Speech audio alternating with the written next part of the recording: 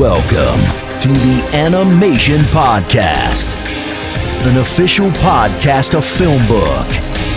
The Animation Podcast is a weekly animation news podcast that reports on the latest animation movie and TV show news. Okay, this is going to be a long one, guys. I'm like looking at the word count on what I've written down here. This might be my longest review yet, but I also think it's makes sense because Encanto is going to be the movie that everybody's paying attention to this award season. So I'm trying to get all my words together on it. We're going to find out what I think later on in the episode. I'm not pulling a Diary of a Wimpy Kid like I did last week. But before that, hello everyone, and welcome to the Animation Podcast. It is a weekly podcast about all things animation brought to you by FilmBook. My name is Ephraim Burney. If you are tuning into the Animation Podcast for the first time, what I do on this show is I discuss the current week's animation news. You can find more of the Animation Podcast episodes on FilmBook, that's film-book.com, by using the search term, The Animation Podcast. If you are listening to this podcast on iTunes or another podcasting service, please rate and review this episode. If you are listening to this podcast on YouTube, please like our video, subscribe, and consider becoming one of our patrons on Patreon at patreon.com/FilmBook. Your support helps us create even more engaging content. Now, I have top news stories for you today. I've got a lot of big ones. We've got award stuff. We've got trailers. In biggest news, for people who like heists and anthropomorphic animals, I'm sure you know where I'm going with this. They've been spamming our trailers like this trailer left and right, but DreamWorks has given us a trailer for their next big action comedy, The Bad Guys. I have a kind of love-hate relationship with DreamWorks, as when they're good, they're like the best in the game, seriously. But when they are bad, oh boy, they are bad. And they've had a couple of real stinkers as of late. Not to be too critical, I don't want to be too critical, but like in the last 5 years, I think I've liked 2 of their movies and maybe 1.5. But The Bad Guys, the story of the criminal team of animals attempting to turn a new leaf and embrace a life of law-abiding civility, actually has me kind of excited, believe it or not. For one, it's got a great look to it. It's hard to describe, but the action looks really slick and tailored to a heist movie. There's sort of a generic style of what animated action and fighting looks like in movies these days, but I think, at least from the trailer, The Bad Guys is shaping up to be something that embraces the animal nature of its characters while paying homage to the genre-based roots that the movie has. If that sounds familiar to a little movie called Kung Fu Panda, you would be right in thinking that, as this movie's director, Pierre Perifel, was an animator on all of the Kung Fu Panda movies, as well as Rise of the Guardians, and the director of the short film Bilby, if you remember that one. You also might not remember Rise of the Guardians. That's the one with... There was the Owls of Ga'Hoole that was also called Rise of the Guardians or something like that. This is the one that talks about all the Christmas characters, the holiday characters becoming edgy and fighting each other. At least that's how I remember it. So, at least... Coming back to The Bad Guys, on the action front, you can be excited. The characters also have this occasional cel-shaded look to them, which feels very comic booky and pulpy in an exciting, fresh way. To give you just a general rundown on the plot, a gang of master criminals consisting of a wolf, a tarantula, a piranha, a snake, and a great white shark are forced to try and take on an even bigger baddie to repay their debts for a life of high-stakes robberies. It's a great cast of character actors, too, which is always encouraging, with the main 5 being voiced by Sam Rockwell, Craig Robinson, Anthony Ramos, Awkwafina, and Mark Maron. I don't know too much more about the movie. Like, there's still a couple of question marks about how the tone is going to be pulled off. There's a joke in the trailer where this little old lady calls the Sam Rockwell wolf a good boy, and he starts acting like an excited dog. And that kind of made me groan a bit. But look, it's a trailer, and again, I've always said you can't trust trailers too much when it comes to these things. ultimately, my hopes are high for this one. It hits theaters on April 22nd, 2022. And more award season buzz and stats to keep of note. They're coming in. This week, we got the nominees for the Best Animated Films from the Golden Globes and the Critics' Choice Awards, which has rightly returned Best... Critics' Choice Awards, I mean. They have rightly returned Best Animated Film back into an on-air category. Last year, if you remember... the Critics' Choice Awards they created a spin-off ceremony where they awarded more genre-based films that might not make it into the limelight normally, and decided to include Best Animated Film within those categories that don't make it onto your television set come the big award night. After facing the demand for the animation awards back in the main programming, we will once again see our favorite cartoon characters and movies celebrated up on the stage along with their talented creators. So, for the 2022 Choice Awards, we have Encanto, Flea, Luca, The Mitchells vs. the Machines, and Raya in the Best Picture Animated category, and Big Mouth, Bluey, Bob's Burgers, The Great North, Q-Force, and Marvel's What If in the Best Animated Series. I don't want to say that I'm something of a fortune teller, but those were the exact 5 movies that I told you last week were probably going to make it into the Oscars, and while these are not the Oscars, they are certainly a good sign. We can discuss the TV shows nominated in just a bit. I haven't done as much coverage on some of those. I haven't, talked about them in the award season stuff, which seems strange because they do those. There hasn't been as much coverage. I guess they don't care as much in animation news. But what's really interesting is talking about the Golden Globes. So, the Golden Globes nominated very similar roundup: Encanto, Flea, Luca, Raya, and instead of The Mitchells vs. the Machines, we got My Sunny Maud, the Czech film about the woman in Afghanistan. It's really interesting and kind of exciting. It's a move that has got a lot of people's attentions for a couple of reasons. One, just on a level as far removed as you can get, it's really cool to see 2 smaller scale foreign animated movies like Flea and My Sunny Maud going toe-to-toe and beating out big league animation studios like Sony and Netflix. My Sunny Maud is also the only film in the category with a woman director, Michaela Palvatova. Hope I'm saying that right, Michaela. And before you jump down my throat, I know Charise Castro Smith is technically directing Encanto, but she's credited as a co-director. So, we can let's celebrate My Sunny Maud with this achievement. So this is all to say that My Sunny Maud is starting to prove that anyone, anywhere can make a career in animation, which I think is a great sentiment. That's not entirely true just yet, but it's a start. The second thing that is interesting about this, but in less of an exciting thing and more like, ooh, look at animation world drama, is that by Sunny Maud beating out Mitchells, that means that Disney is the only American animation studio represented at the Golden Globes this year. And look, to take a little bit of a subjective moment here for just a second, Mitchells totally deserved Raya's spot, right? I'm not representing FilmBook right now or giving an official stance. This is just me. Mitchells, am I the only one in thinking that Disney doesn't need 3 movies up there and Raya was just not that spectacular? I don't know. Regardless, this upcoming award season is starting to look more and more and more interesting with every passing week. Now, let's talk a little bit about these shows, right? We're moving into the Marvel, DC, Disney, Netflix, all that, that category, right? Let's talk a little bit about these shows nominated, since I feel like they're often sidelined in the awards conversation. For the entirety of the Best Animated Program at the Critics' Choice Awards, at least for TV, right? There have only ever been 3 shows that have taken home the trophy. That's for the entirety of that category's existence. The award was won 4 years in a row by Archer, and then when BoJack premiered, it quickly became the Horseman's prize to take, as the Netflix original series won the award 5 times over, only once being beaten by Rick and Morty.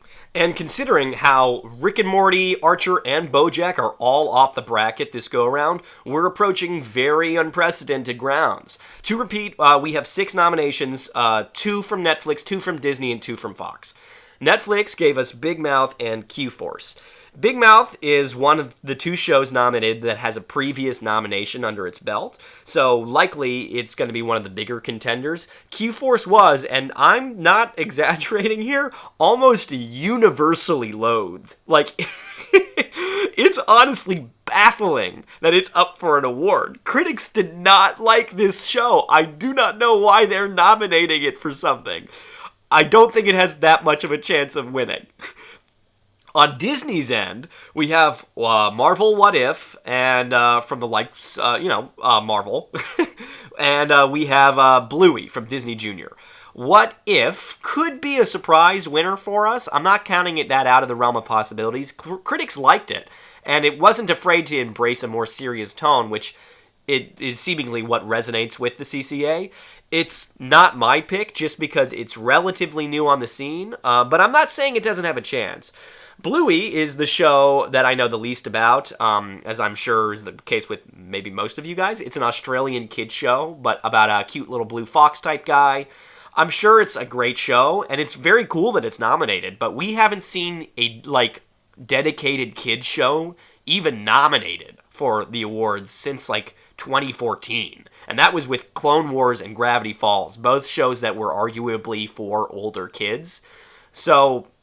And yeah, both shows didn't even end up winning anyway, so I don't think Bluey has the best hopes. Lastly, we have The Great North and Bob's Burgers from Fox. I haven't watched all of The Great North. I didn't like it as much as I liked Central Park, but I think they're going to have... But I think if they're going to give the award to a bento box show, it's probably going to be Bob's Burgers. And I would say that Bob's Burgers is probably the favorite to win anyway.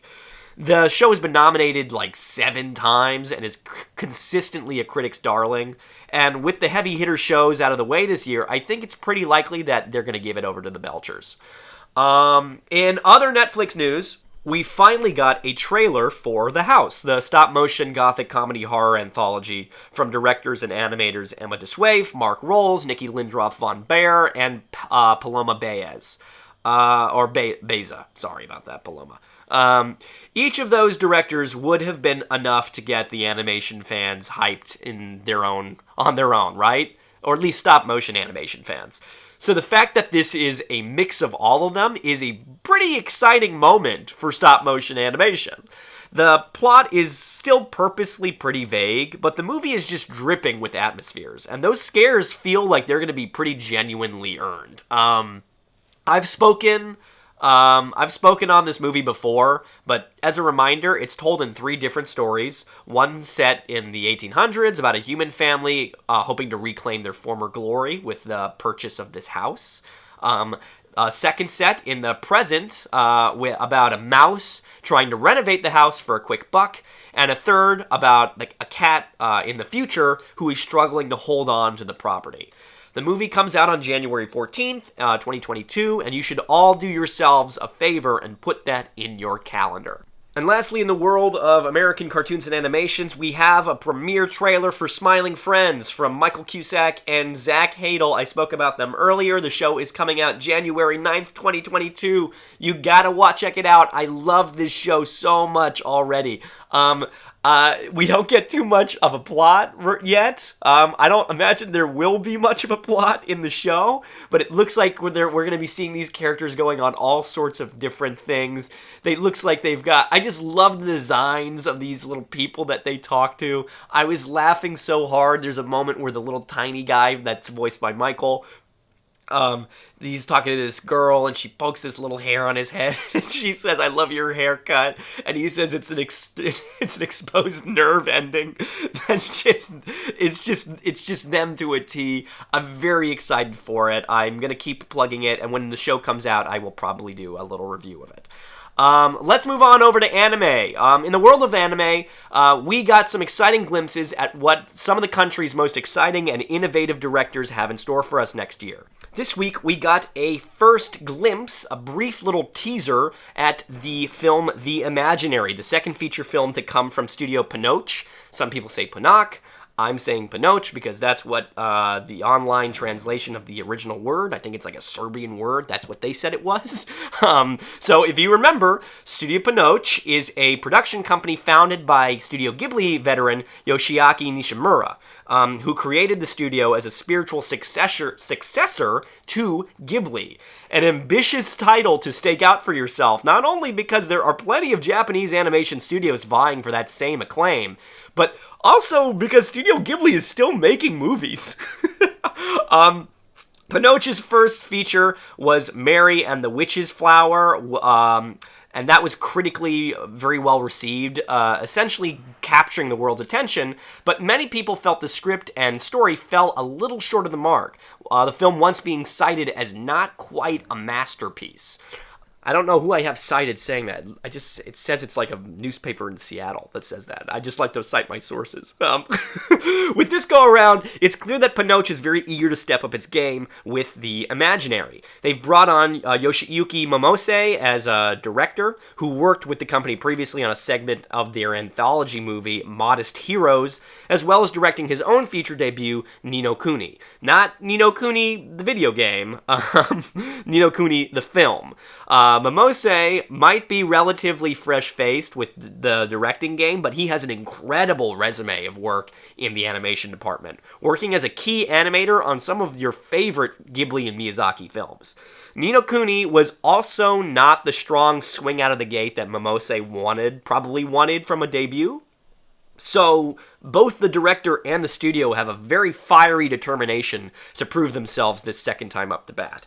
From the trailer, we don't get much besides a glimpse at the art style and a Japanese release sometime in the summer of 2022, but we do know that the movie is taking a page from something like Howl's Moving Castle and adapting a European fantasy novel. The book, The Imaginary, is a novel from 2014 by A.F. Harold and illustrated by Emily Gravett.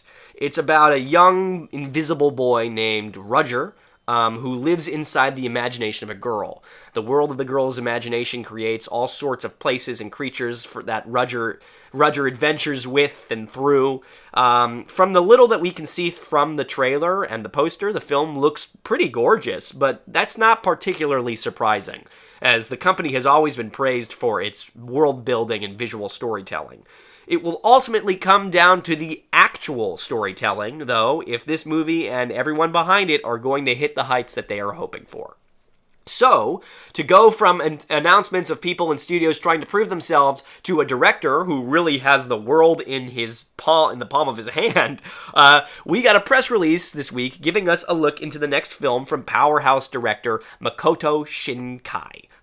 If you're unfamiliar with the world of anime, you might not recognize this name immediately, but he's just about the most impressive name in the business right now that doesn't start with Mia and end with Zaki. Shinkai is the mind behind the films Weathering with You and Your Name. They are his last two features, and they rank 6th and 3rd on the list of highest-grossing anime films globally, respectively. I want to clarify, not for the year, globally of all time. These two films alone have made over $500 million. Do you know how hard it is to become that successful with a movie that is not part of an already established franchise?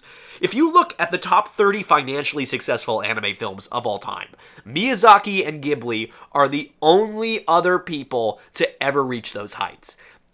And these films are, new. Weathering with You came out 2 years ago, and it's already in the top 10.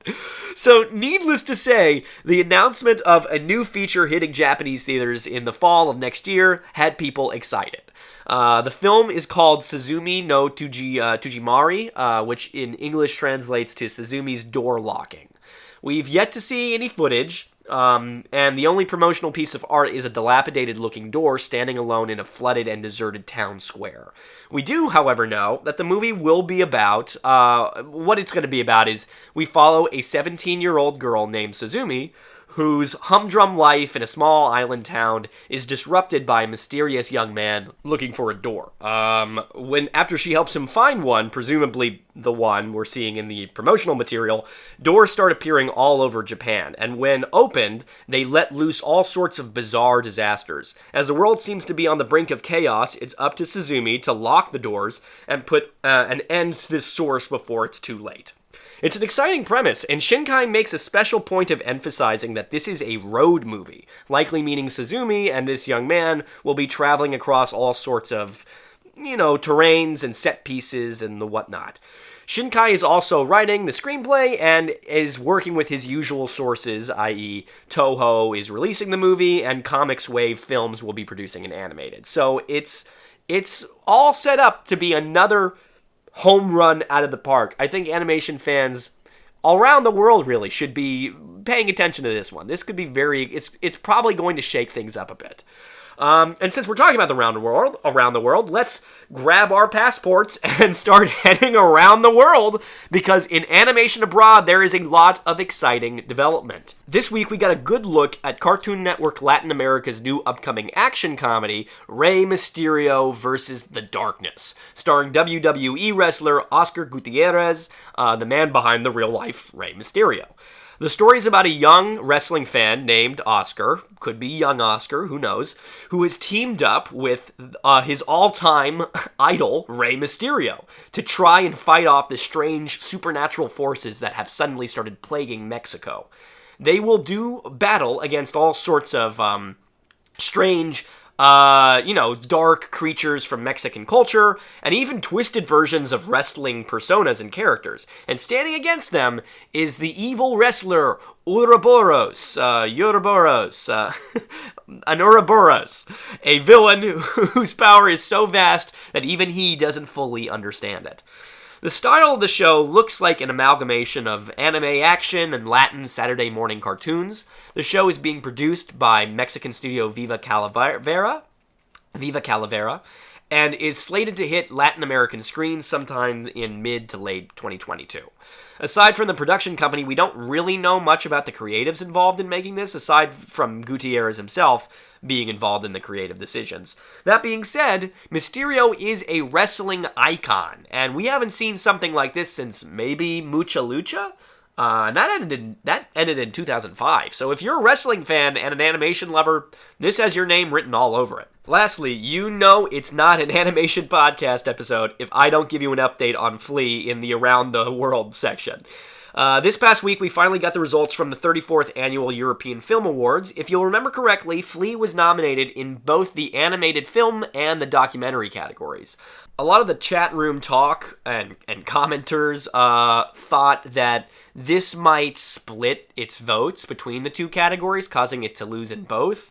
And other more optimistic people thought that the film was likely to win one category. Well, in a game where Flea only really needed to hit the ball to impress, the Danish, French, Swedish, and Norwegian film hit a home run and won not one, not two, but 3 awards, that being Best Animation, Best Documentary, and the European University Film Award, a category that was voted on by college students that nobody was considering this film for. The consistently surprising Flea has now thoroughly established itself as the European animation of the year. And with this kind of momentum, a big win at the Oscars seems more and more within the realm of possibilities. American voters have a history of being less open-minded with cartoons than their European counterparts. And with big name animation from the likes of Disney as their contenders, with movies like Luca and Encanto, it's not quite clear where the ball is going to fall here, but one thing's for sure, Disney is definitely paying close attention to this Rolling Stone. It could be that the mouse loses to the flea this year. That's me being clever, and I will thoroughly stop. Because we are moving into the home video and digital HD releases category, where there's nothing clever for me to say. I'm lucky if there's ever anything to say. In the world of discs and things that you can hold, this week we got the release of The Mitchells vs. the Machines on Blu-ray and DVD, as well as a digital HD purchasing. I've spoke about this one on previous episodes, but as a reminder, the special edition comes with a plethora of features and creative commentaries, as well as an all-new short film, Dog Cop 7, The Final Chapter. I don't really need to explain to you what this film's plot is. It's just about the biggest animated American animation film that didn't come from Disney this year. That being said, my guess is that it will likely be nominated for the Oscars, if not other big fancy awards. So if you would like to own this little piece of animation history for yourself, I highly recommend you purchase the film for your home collection. Now, for the thing that we all came here for. I am reviewing Encanto, very late in the game, but I am. Just some general specs before we dive right in. Encanto was directed by Jared Bush and Byron Howard. Jared Bush, Mr. Bush, was the writer on Zootopia. He was a writer on Zootopia and Moana, and co-director. He had a co-directing credit on Zootopia too. And then he had worked with Byron Howard before, because Byron was the director of Zootopia, along with directing Tangled and Bolt. He's been a Disney boy for a while. We also have, it was co-directed by Charise Castro Smith.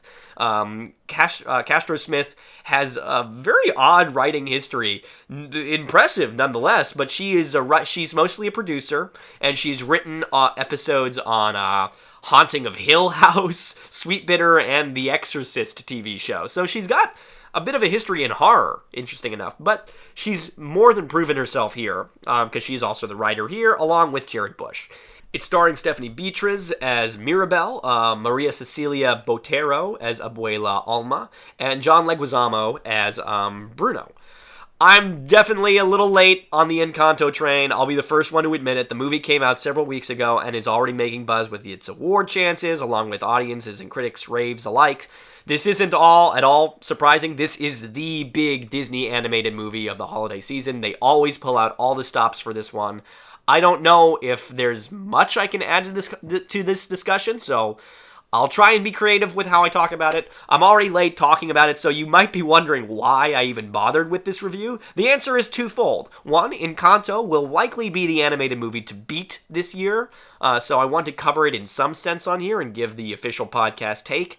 The second is that while the movie did already hit theaters this next week, it hits Disney+, and so it will likely have a whole new birth of its relevance as an entirely new audience of people who would rather wait to stream it, finally get a chance to look at this film.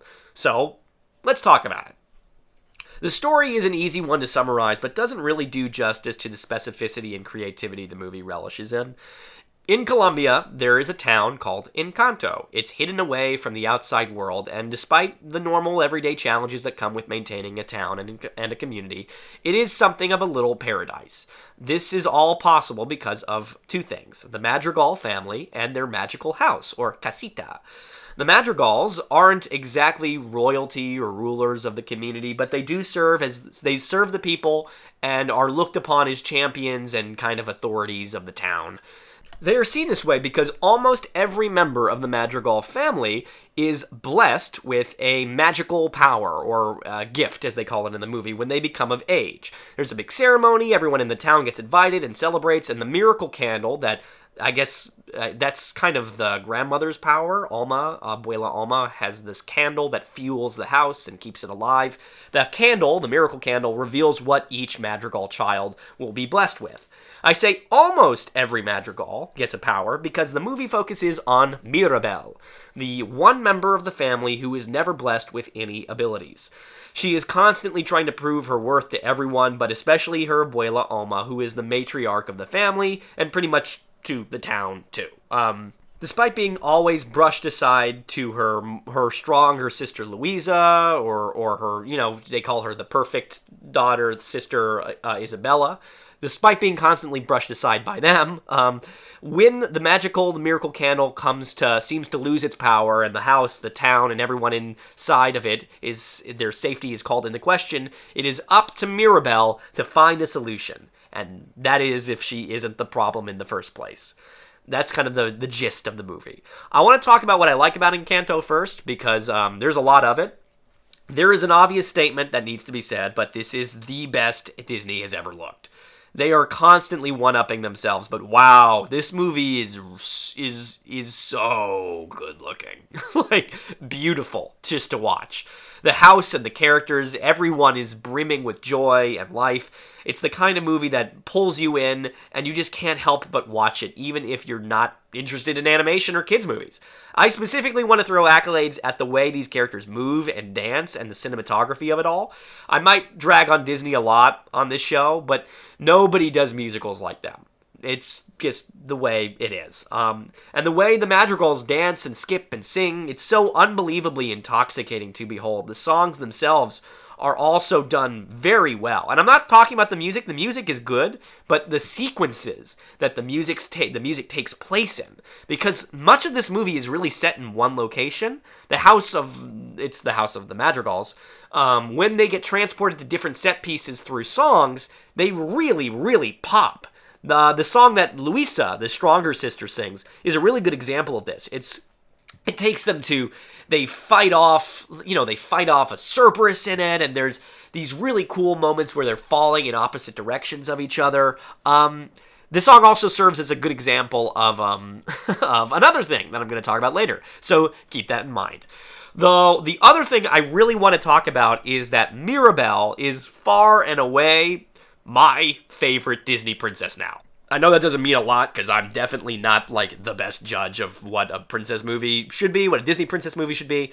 I know she's not even technically a princess, but, like, yeah, this is a princess movie, if you haven't already figured it out. And Mirabel is the best one they've made, arguably ever, at least in my opinion. She is so charming and fun, and she breaks away from the kind of overdone mold of just wanting to be free and, like, see what's out there, which I feel like we've seen from Disney over and over and over again. Mirabel wants to be valued by the people she loves most, which I think is such a great, just something that is so obvious that we should see in movies, and we just don't. We don't see that in kids' movies, at least not all the time, and certainly not from a Disney princess, which makes her all the more relatable and heartbreaking when things don't work out for her. This isn't entirely because of Stephanie Beatriz's voice acting, but she really does add that extra secret ingredient to whatever it is. That's just the passion that she has for it. In fact, that's pretty much, the voice acting is pretty good across the board. John Leguizamo makes for a great Bruno, a character that I don't want to spoil too heavily because he's big on the plot, but that was my other favorite character in the movie. That and the house. The house itself is a great character. He doesn't have any voice acting, but it has a very cool way of moving and interacting with the cast by shifting floorboards and tiles. I just think that's so cool. I had never seen anything like it. I just thought that was so cool how they did that. And it's something that could only be done in, like, that Disney animation style, you know? That being said, the great cast doesn't get a lot of opportunities to shine. As much as Encanto is a story, it's an ensemble story about a family, there are too many members of the family for us to ever really get to know them while having the amount of focus that Mirabel is given. And again, Mirabel is totally deserving of the spotlight. She holds it like a champ. It's just that when that much of the story is tied to her relationship with her family, you wish that the family felt more characterized than the very surface level understandings we have of each character. It felt almost like if Meet the Robinsons didn't have the second half to it, that's like kind of left us with that family, the surface level understandings we have of each one of them. And that's more, I would expect more from a Disney movie like this, that especially one that is hitting on these levels of story and depth and family that it's trying to, at least. Let me explain a little bit more. The movie itself has a bit of a narrative structure issue. I'll talk about this family stuff. Just stick with me here. I found myself thinking several times over, oh, this is when we get things started. And then things really just kept starting, and then the movie ended. Mirabel knows that she has to save the house by the end of the first act, which is exactly where things should be at the end of the first act. But then spends the entire second act trying to figure out how to save the house, which is complicated because it's never really made clear until the very end why the house is even in danger. There are guesses and ideas, but it's never really specified. Which is, if you're going to have a second act, at least in typical story structure, you should know what you're doing. You should know what the adventure is, and we then watch the adventure go forth. So you have another hour of the movie with a girl trying to figure out an answer when we don't even really fully understand the question. It also doesn't help that the movie takes place in one location, the Madrigal house. The story has several potential remedies that it introduces for this, but kind of fumbles with the execution. The house is just brimming with creativity, right? You have this amazing idea.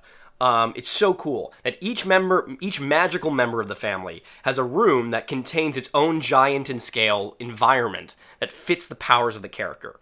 The little boy who can talk to animals has a jungle in his room. Mirabel's sister, Isabella, who controls flowers, has a giant garden and a greenhouse. You get the idea.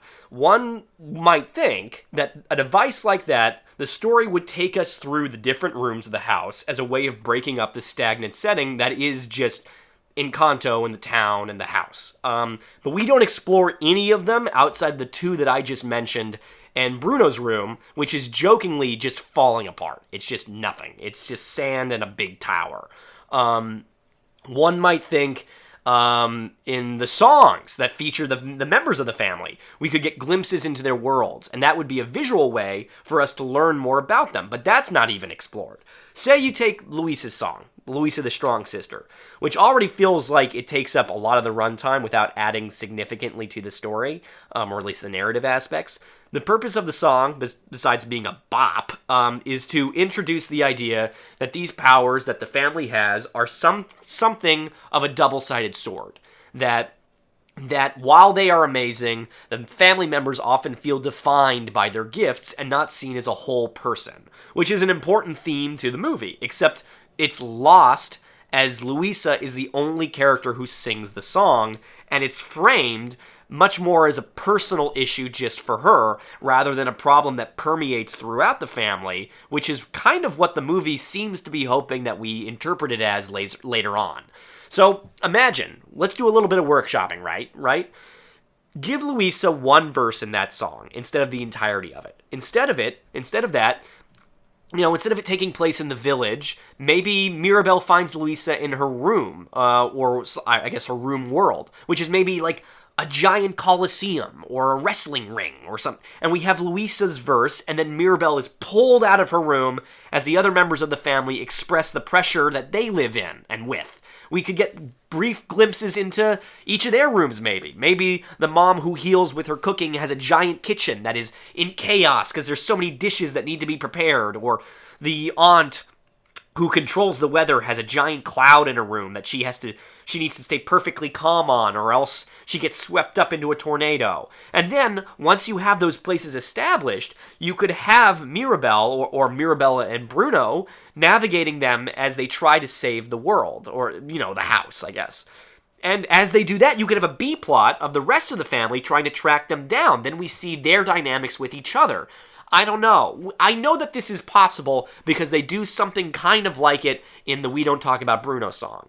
But we don't see the characters in their environment or really learn much about them. We just learn about Bruno, which also seems odd that Bruno doesn't get his own song. I don't know, maybe John Leguizamo didn't want to sing, but he does. He does do some singing later on. So it all seemed kind of like missed opportunities left and right for the storytelling of this. Look, my biggest problem with the movie is how much I love it, and how I can sit there, and how hard it is that I can sit there and watch it and see how dynamic and exciting it could have been. But that's a very subjective take. Look, ultimately, the good in Encanto outweighs the missed opportunities. It's very much a movie that everyone should watch and enjoy, and I have no doubt that it will likely take home all the big prizes. I just get frustrated seeing all that I feel like it could have been. I could talk much, much more about this. I really could, but I'm already at like 38 minutes. So let me know in the comments what you think. If you want, we can go through the movie and we can talk about all the different missed opportunities or not missed opportunities. Let's figure out what we like about it, what we want to see more of in a different movie. I don't know.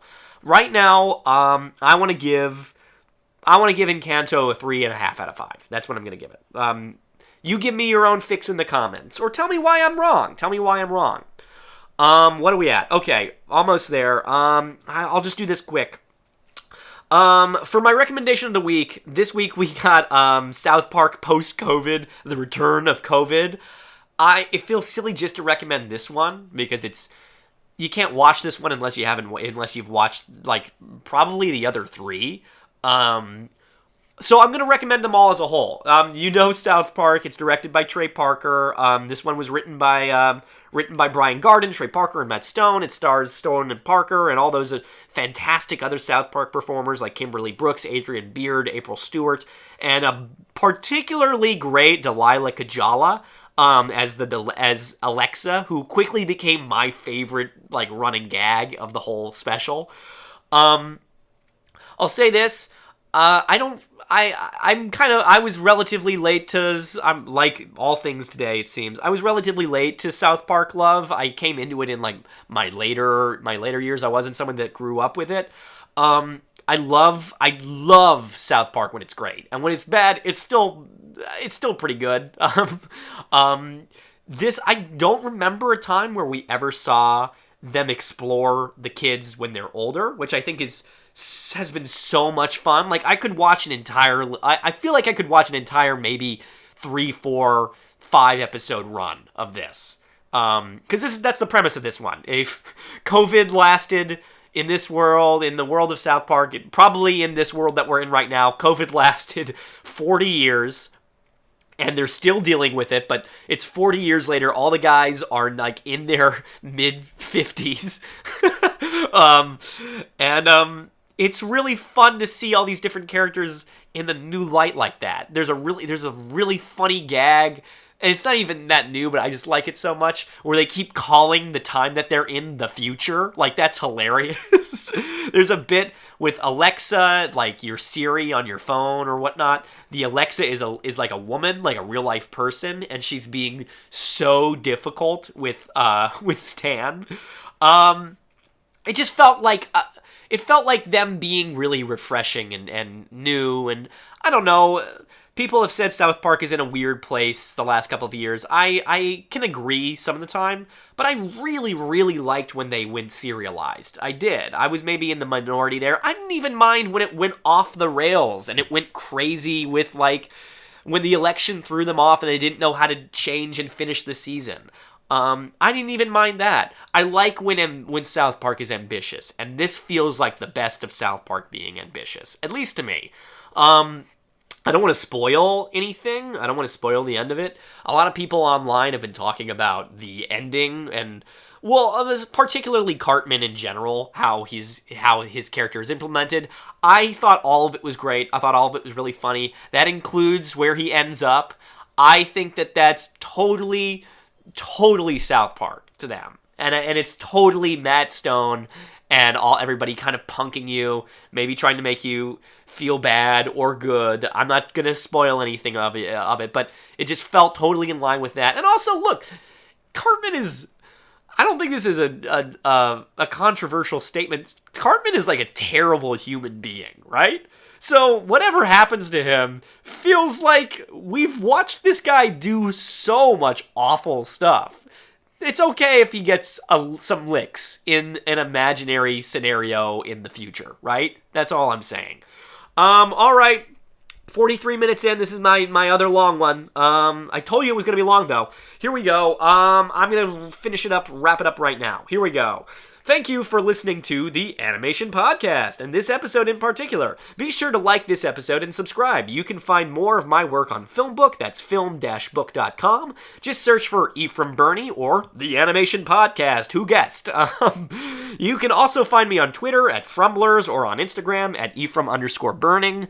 If you would like to contact us, you can email us at podcast@film-book.com with the Animation Podcast in the subject line. Tune in next week for the latest episode of the Animation Podcast and all things animation. Thank you for listening, and I'll see you then!